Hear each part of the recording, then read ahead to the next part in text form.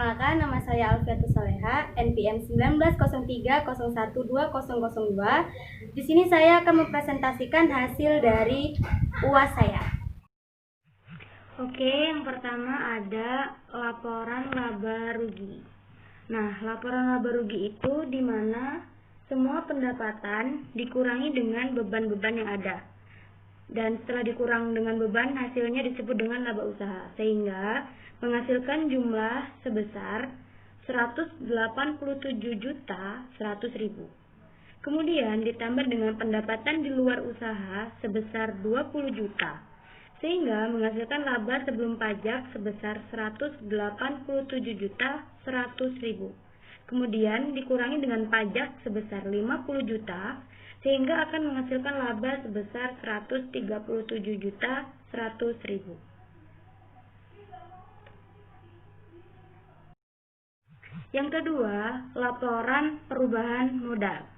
Laporan perubahan modal terdiri dari modal awal sebesar 318 juta dan penjumlahan-penjumlahan yang terdiri dari laba ditahan sebelum 2012 yang sudah ditentukan penggunaannya itu sebesar 301 juta. Kemudian laba di tahun 2012 yang sudah ditentukan penggunaannya sebesar 227.000. Lalu laba ditahan tahun berjalan yang sudah ditentukan penggunaannya sebesar 143.000 dan laba bersih sebesar 137.100.000. Nah, penjumlahan-penjumlahan tersebut berjumlah 438.470.000, sehingga mendapatkan modal akhir sebesar 756.470.000 yang berasal dari modal awal yang telah dikurang dengan penjumlahan-penjumlahan tersebut.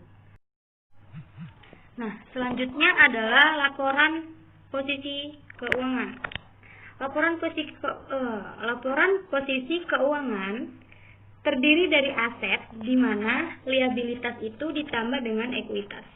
Jadi, akun-akun aset yang berada di debit neraca saldo setelah disesuaikan itu dijumlah dan yang berada di kredit dikurang, sehingga menghasilkan jumlah aset sebesar 9.372 juta. Kemudian pada liabilitas, semua akun liabilitas itu dijumlahkan sehingga menghasilkan 8.347 juta. Begitu pula dengan akun-akun ekuitas. Semua akun yang masuk dalam ekuitas dijumlahkan sehingga menghasilkan jumlah ekuitas sebesar 756.470.000. Lalu, jumlah liabilitas ditambah dengan jumlah ekuitas menghasilkan 9.103.470.000. Jadi, jumlah aset harus sama dengan jumlah liabilitas dan jumlah ekuitas. Oke, selanjutnya ada laporan arus kas. Nah, laporan ini terdiri dari laba bersih 137.100.000 dan penyusutan 97 juta. Nah, yang pertama ini arus kas dari aktivitas operasional. Kasnya ini 121 juta. Piutang merubahnya 6 miliar. Ini min 6 miliar. Kewajiban segera 3 juta. Tabungan wadiah 916 juta. Kewajiban pada hak lain 464 juta. Bagi hasil yang dibagikan 19 juta. Dan kewajiban lain-lain sebesar 104 juta. Nah, kemudian hasilnya akan ketemu itu min 4.373 juta. Dana Syirkah Temporer Deposito Mudharabah ini 6.070 juta.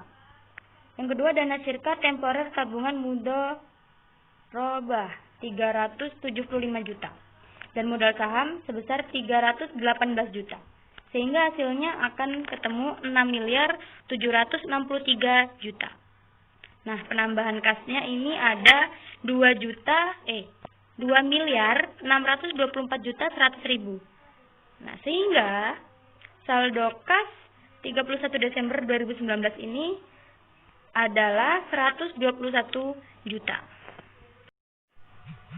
Yang selanjutnya adalah laporan bagi hasil.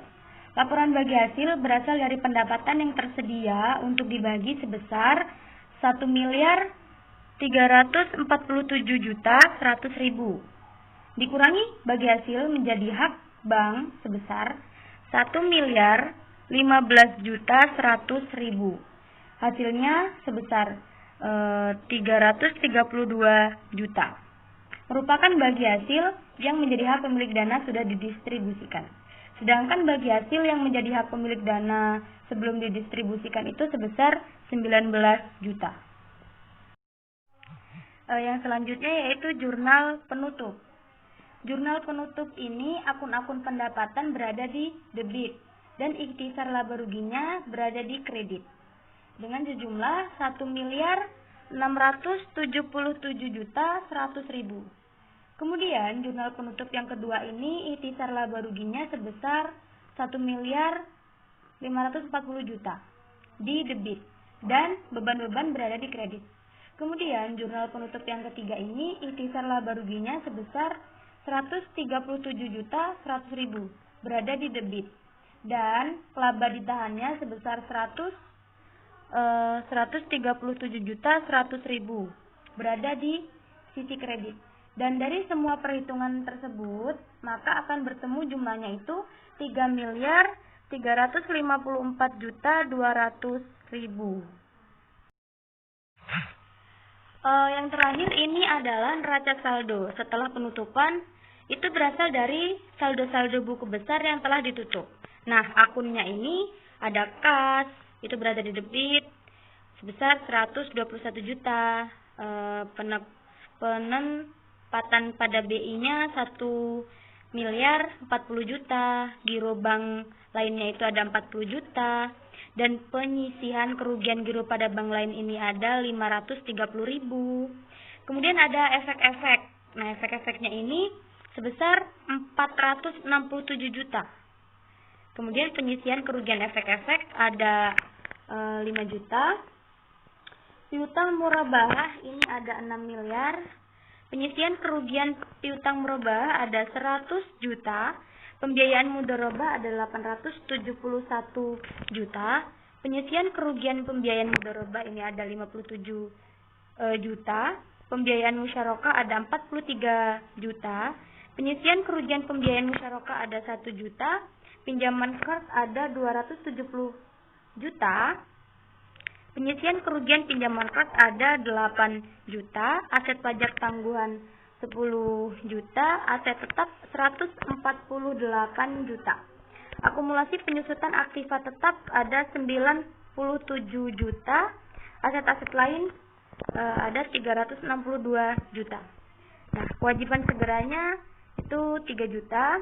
Giro wadiahnya ini 373 juta. Tabungan wadiah 916 juta. Kewajiban pada bank lain ini 464 juta. Bagi hasil yang belum dibagikan ini 19 juta. Utang pajaknya 23 juta. Kewajiban lain-lainnya itu 104 juta. Nah, dana sirka temporer deposito mudharabahnya ini 6.070 juta. Dana sirka temporer tabungan mudharabahnya 375 juta. Modal sahamnya 318 juta. Laba ditahan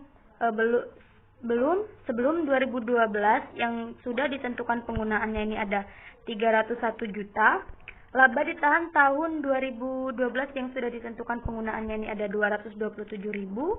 Laba ditahan tahun berjalan yang sudah ditentukan penggunaannya ini ada 143.000.